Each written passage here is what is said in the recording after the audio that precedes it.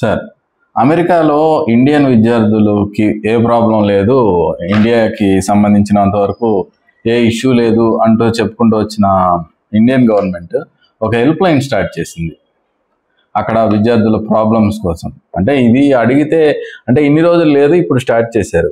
ఎందుకంటారు?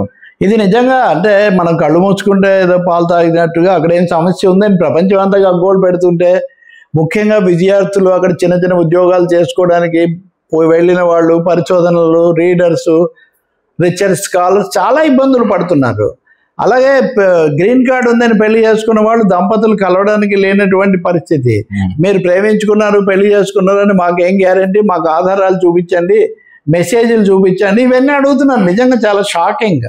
ఇది కాకుండా ఎవరైనా ఒక చిన్న ప్రదర్శనలో పాల్గొన్నా, ఒక చిన్న యూట్యూబ్ పోస్ట్ చేసినా వాళ్ళది రద్దు చేస్తున్నారు. ఆఖరికి Pramod you may be surprised to know, traffic నిబంధనలు ఉల్లంఘిస్తే కూడా మేము వీసా రద్దు చేస్తాము అనేదాకా వెళ్ళారు వాళ్ళు.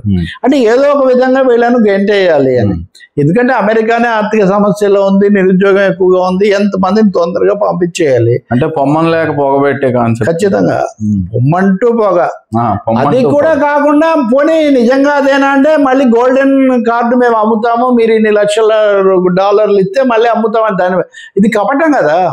అయితే ఇక్కడ సమస్య వచ్చిందంటే టారిఫ్లు భయంకరంగా విధించినప్పుడు కానీ, ఈ విధంగా మన భారతీయులను విమానాల్లో ఎక్కించి ఉన్న ఫలాన పంపించి, లేదా పిల్లల యొక్క దీన్ని తగ్గించి, వాళ్ళు చదువు అయిన తర్వాత బయట చిన్న చిన్న పనులు చేసుకునే అవకాశం కల్పిస్తున్న ఓపీటీ అనే దాన్ని రద్దు చేసి, ఇవన్నీ ట్రంప్ చేస్తున్నా మోదీ ప్రభుత్వము నిమ్మక నీరెత్తినట్టు ఉండిపోయింది, ఏం కాదు అని.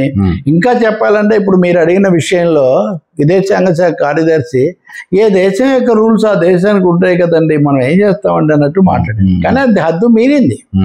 ఇంకా దాన్ని ఏమాత్రం ఏదో నిప్పును గుప్పిట్లో పెట్టలేమన్నట్టుగా అక్కడ విద్యార్థుల నుంచి వస్తున్న అలజడి, అశాంతి చాలా తీవ్ర స్థాయికి రావడంతో ఇప్పుడు అనివార్యంగా మేము ఒక ఇది పెడుతున్నాము, మీకు ఏమన్నా సహాయం కావాలంటే మీరు మా దగ్గరికి రావచ్చు, లీగల్గా కానీ ఇంకో విధంగా. ఇది మంచి విషయమే.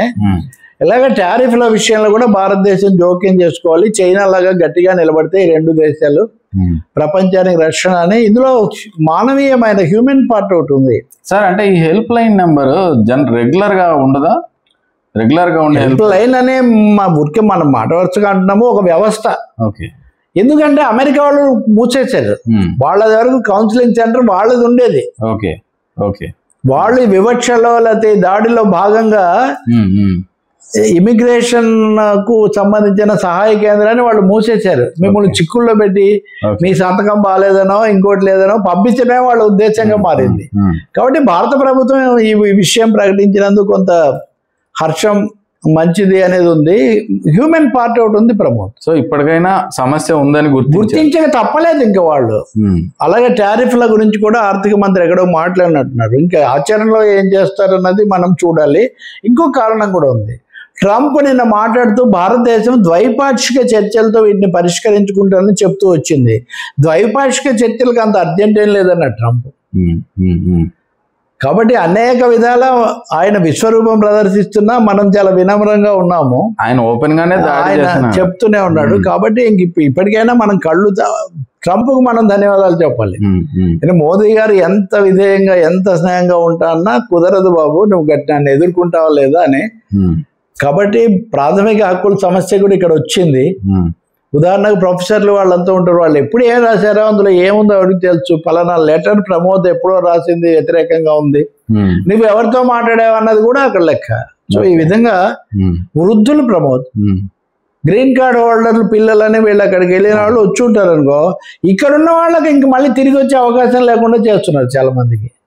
మీరు అవసరాన్ని మించి ఉండిపోయారు అంటే రూల్స్ రాత్రికి రాత్రి మార్చేసి వాటి ప్రకారం రద్దు అంటున్నారు. కాబట్టి ఈ పరిస్థితుల్లో ఇండియా కళ్ళు తెరవడం ప్రారంభించింది, కదలిక మొదలైంది. ఇంకేమి చర్యలు తీసుకుంటారో చూడాలి, తీసుకోవాలని కోరాలి. రైట్ సార్, థ్యాంక్ యూ రావు గారు. ఈ వీక్ థ్యాంక్ యూ. మన వీక్షకులు కూడా ఆసక్తిగా చూస్తున్నారు కదా, వాళ్ళు అభినందించాలి. Right sir.